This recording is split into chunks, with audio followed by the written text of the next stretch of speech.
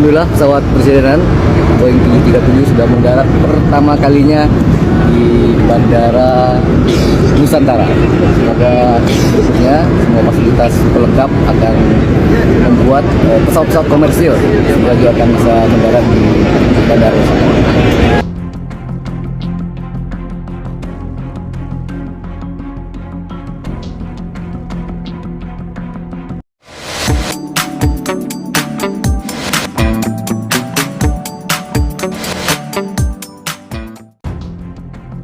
Jumpa lagi ke channel Andre M. Semoga semua diberi kesehatan oleh Tuhan. Lanjut, Bandara Ibu Kota Nusantara, IKN, diklaim telah siap untuk didarati oleh pesawat kepresidenan BAe 146200 atau Avro RJ-85. Bandara Ibu Kota Nusantara, IKN, diklaim telah siap untuk didarati oleh pesawat kepresidenan BAe 146200 atau Avro RJ-85. Dengan demikian, Presiden Jokowi sudah bisa memanfaatkan bandara tersebut dalam kunjungan kerjanya pekan depan. Kementerian Perhubungan, Menteri Pekerjaan Umum dan Perumahan Rakyat, PUPR, Basuki Hadi Mulyono mengatakan, serangkaian uji coba telah dilangsungkan oleh Kementerian Perhubungan dalam memastikan kesiapan dan keandalan landasan pacu, runway, Kementerian Perhubungan, Presiden Joko Widodo, dijadwalkan akan berada di IKN pada tanggal 25 SD 27 September 2024. Rencana ini paralel dengan pelaksanaan peletakan batu pertama atau groundbreaking IKN ke-8. Kementerian Perhubungan, sebagai tambahan informasi, sebelumnya Jokowi sempat bercerita mengenai Bandara IKN. Ia mengatakan, dirinya sempat hendak landing pertama kalinya di Bandara IKN Nusantara, tapi batal. Jokowi mengatakan, sebelum dirinya mendarat, perlu ada percobaan landing dari pesawat-pesawat lain. Ia berharap Bandara IKN Nusantara segera bisa digunakan sehingga tercipta keramaian. Kementerian Perhubungan selain itu, TNI AU juga telah melaksanakan uji pendaratan take-off dan landing pesawat di Bandara Ibu Kota Nusantara, IKN, Kalimantan Timur pada Sabtu 21 September kemarin. Proses uji coba itu berjalan lancar dan sempurna.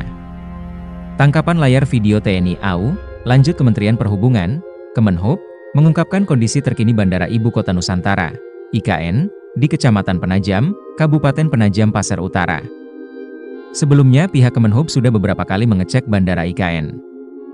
Juru bicara Kementerian Perhubungan Adita Irawati mengatakan, tahap verifikasi dan kalibrasi telah selesai dilakukan sehingga keamanan dan keselamatan penerbangan sudah dapat dipastikan. Verifikasi sudah dilakukan pada 8 hingga 9 September 2024, kemudian kalibrasi sudah dilakukan pada 10 September 2024. Dengan begitu, Bandara IKN sudah dapat digunakan untuk kunjungan kerja Presiden pekan ini, diujar Adita dalam keterangan tertulis, Rabu, 11 September 2024. Bandara IKN merupakan bandara yang digunakan untuk mendukung pelayanan kegiatan pemerintahan dan konektivitas di IKN. Bandara dengan runway sepanjang 200x30 meter ini, progres pembangunan terminal VVIP-nya telah mencapai lebih dari 90% dan terminal VIP hampir mencapai 80%. Jalan utama bandara yang nantinya akan menunjang akses dari dan menuju bandara hampir siap 100%. Sementara itu, pembangunan fasilitas penunjang berupa tower ETC, gedung administrasi dan operasional, serta gedung PKPPK terus dikebut pembangunan Bandara IKN menyesuaikan konsep besar IKN yaitu berorientasi pada alam dan ramah lingkungan. Konsep desain bandara memadukan unsur kearifan lokal yang menonjolkan budaya Kalimantan dengan unsur modern. Sekian, terima kasih.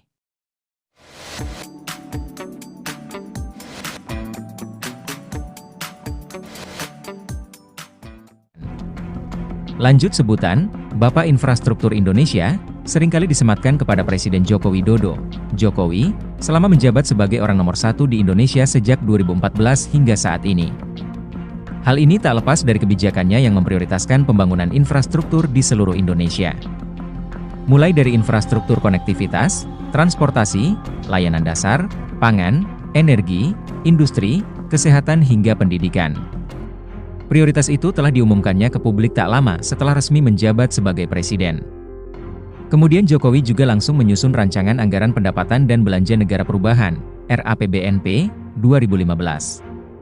Tujuannya agar penyusunan keuangan negara yang semula tidak memperhitungkan proyek-proyek infrastruktur prioritasnya di era pemerintahan presiden terdahulu jadi dapat mengakomodir keinginannya untuk Menggenjot pembangunan infrastruktur. Ada beberapa yang sudah memberikan masukan-masukan pada saya mengenai tambahan dalam rangka penyusunan RAPBNP, tetapi saya hanya ingin 2015 itu fokus kita di infrastruktur, diungkap Jokowi di sidang Kabinet Paripurna pada Desember 2014. Bagi Jokowi, pembangunan infrastruktur sangat penting karena infrastruktur yang dimiliki Indonesia masih belum cukup secara jumlah maupun kualitas untuk menunjang kebutuhan masyarakat.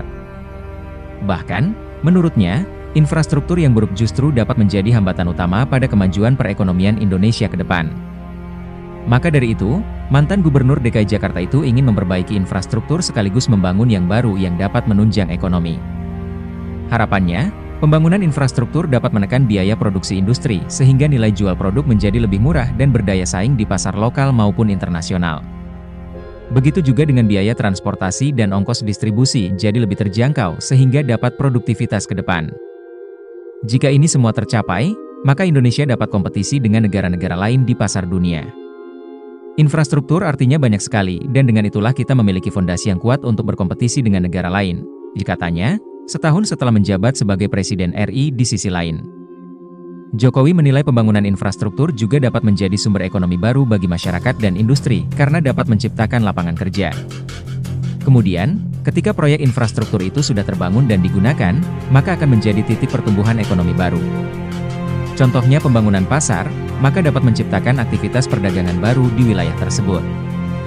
Yang tak kalah penting, menurutnya, pembangunan infrastruktur juga berarti melahirkan pelayanan publik baru bagi masyarakat. Apalagi pelayanan tersebut merupakan kewajiban pemerintah. Tak ketinggalan, pembangunan infrastruktur juga berarti membangun peradaban atau budaya luhur yang ingin ditunjukkan kepada dunia. Orang sering lupa, kita ini membangun peradaban. Budaya antre, budaya disiplin, dan itu terlihat misalnya kita membangun MRT. Kelihatan di situ orang mulai ada budaya antre dan budaya disiplin untuk masuk secara berurutan, itu turnya. Yosafat, seorang warga Nayoni, Kecamatan Kupang Barat, Kabupaten Kupang, Nusa Tenggara Timur, adalah salah satu yang merasakan manis infrastruktur di daerahnya. Ia pernah merasakan betapa jalan yang berlubang dan rusak di kelurahannya membuat anak-anaknya susah untuk sekolah, karena tak ada kendaraan yang mau melewati jalan menuju sekolah. Beruntung jalan itu kini sudah diperbaiki oleh pemerintah karena masuk dalam proyek pembangunan dan perbaikan jalan 27 ruas jalan sepanjang 217 km di NTT. Dengan begitu, akses jalan yang layak ini sudah dapat dinikmatinya. Sekarang sudah menikmati infrastruktur jalan bagus, kami ke tempat kerja pun sudah tidak terlambat, anak sekolah juga sudah bisa dengan motor, sudah bisa menikmati jalan, tidak terlambat lagi ke sekolah, tidak seperti dulu kan susah sekali, ucapnya. Pemerintahan Presiden Jokowi telah membangun berbagai jenis infrastruktur dalam 1 dekade terakhir. Sebut saja beberapa megaproyek seperti Ibu Kota Nusantara, IKN, Kereta Cepat Jakarta-Bandung, WOS, Mass Rapid Transit, MRT, Fase 1, dan Light Rail Transit, LRT. Tak ketinggalan dengan pembangunan Tol Layang Sheikh Mohammed bin Zayed, MBZ, Tol Trans Sumatera, Tol Trans Jawa, Tol Trans Kalimantan, Jalan Trans Papua hingga proyek BTS 4G di wilayah tertinggal, terdepan, dan terluar Indonesia. Namun, proyek infrastruktur yang dibangun sejatinya tidak hanya yang berskala besar. Justru ada banyak pembangunan infrastruktur berskala kecil yang kehadirannya sangat dekat dengan masyarakat seperti jalan desa, jembatan sampai bendungan dan irigasi. Tercatat, 366.000 km jalan desa, 6.000 km jalan nasional, 2.700 km jalan tol baru, dan 1,9 juta meter jembatan desa telah terbangun dalam 10 tahun terakhir. Selain itu, ada pula pembangunan 50 pelabuhan dan bandara baru, 43 bendungan baru, dan 1,18 juta hektar jaringan irigasi baru. Direktur Jenderal Bina Konstruksi Kementerian Pekerjaan Umum dan Perumahan Rakyat, PUPR, Abdul Muiz menyatakan akan ada tambahan 13 bendungan baru yang selesai sampai akhir 2024. Dengan tambahan bendungan baru yang selesai itu, nantinya daerah irigasi premium akan bertambah sekitar 396.000 ha. Selain bendungan baru, pemerintah juga merevitalisasi bendungan dan jaringan irigasi lama seluas 4,38 juta ha pada periode yang sama. Sehingga dengan tambahan pasokan air dari bendungan baru, pembangunan irigasi baru serta tahap irigasi existing, indeks pertanaman meningkat dari sekitar 1,4 2014 menjadi 2,5 2024, diterang Abdul Muiz. Pembangunan infrastruktur juga hadir dalam bentuk program penyediaan air minum dan sanitasi berbasis masyarakat, PAMSIMAS. Tujuannya agar penyediaan air minum dan fasilitas sanitasi bagi masyarakat pedesaan terjamin. Tercatat PAMSIMAS sudah ada di lebih dari 80% kabupaten di Indonesia sampai Desember 2021. Dari kehadiran PAMSIMAS ini, manfaat air layak minum sudah dirasakan oleh 24 juta jiwa dan manfaat sanitasi dirasakan oleh 16 juta jiwa. Revitalisasi pasar juga menjadi salah satu fokus pembangunan infrastruktur pemerintah di era Presiden Jokowi. Menurut data Kementerian Perdagangan, setidaknya ada 30 pasar yang direvitalisasi pemerintah pada tahun ini. Teranyar, pemerintah telah selesai merevitalisasi Pasar Godean di Kabupaten Sleman, Daerah Istimewa Yogyakarta dan Pasar Pasir Gintung di Kota Bandar Lampung pada Agustus 2024. Presiden Jokowi meresmikan langsung pembukaan kedua pasar tersebut. Infrastruktur untuk Papua. Prioritas pembangunan infrastruktur di era pemerintahan Jokowi juga menyasar Papua. Buktinya, Presiden Jokowi sampai menerbitkan Instruksi Presiden, Inpres, Nomor 9 Tahun 2020 tentang percepatan pembangunan kesejahteraan di Provinsi Papua dan Provinsi Papua Barat. Inpres itu berisi rincian tugas kepada masing-masing menteri di Kabinet Indonesia Maju untuk mempercepat pembangunan di kedua provinsi. Percepatan pembangunan infrastruktur dasar secara terpadu guna mendukung pelayanan publik dan transformasi ekonomi di seluruh wilayah Pulau Papua, jelas bagian ketiga belai tersebut.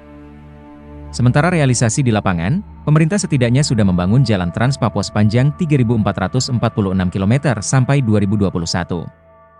Pemerintah juga membangun dan merevitalisasi 8 sarana olahraga di Papua yang sempat digunakan untuk perhelatan ajang PON 20. Pembangunan pos lintas batas negara, PLBN, juga dilakukan pada masa pemerintahan Presiden Jokowi. Tercatat kini ada PLBN Sko Kota Jayapura, PLBN Sota Kabupaten Merauke, dan PLBN Yetetkun Kabupaten Bovendigul yang berbatasan dengan Papua Nugini. Tak ketinggalan, ada pula pembangunan proyek Palaparing Timur untuk pemenuhan akses internet kepada masyarakat Papua. Harapannya, proyek infrastruktur ini dapat menghapus kesenjangan digital di Papua dibandingkan dengan daerah lain di Indonesia. Lanjut Menteri Koordinator Bidang Infrastruktur dan Pembangunan Kewilayahan Agus Harimurti Yudhoyono, AHY, menyebut Presiden RI Prabowo akan meresmikan beberapa proyek infrastruktur dalam 100 hari kerja.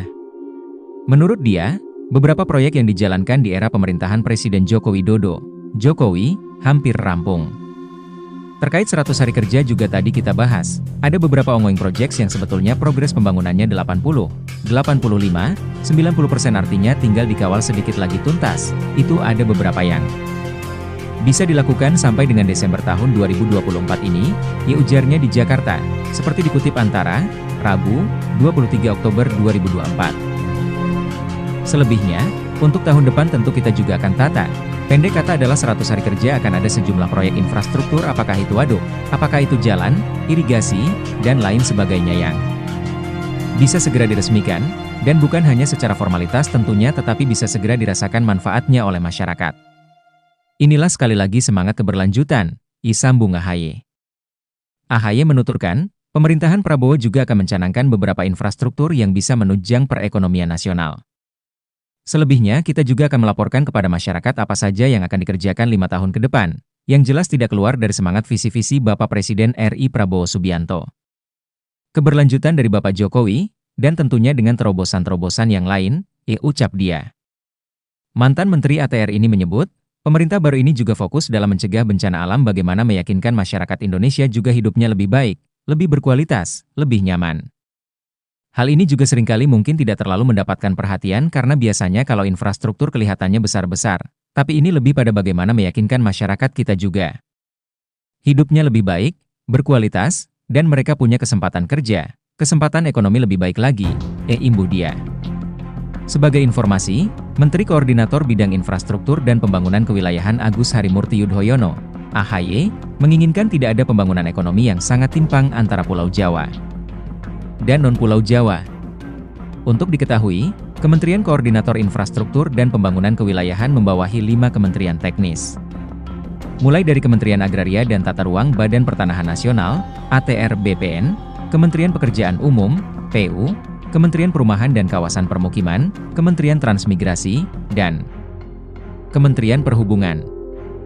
Kementerian Koordinator Bidang Infrastruktur dan Pembangunan Kewilayahan adalah kementerian baru yang dibentuk dalam Kabinet Merah Putih Presiden Prabowo Subianto periode 2024 hingga 2029.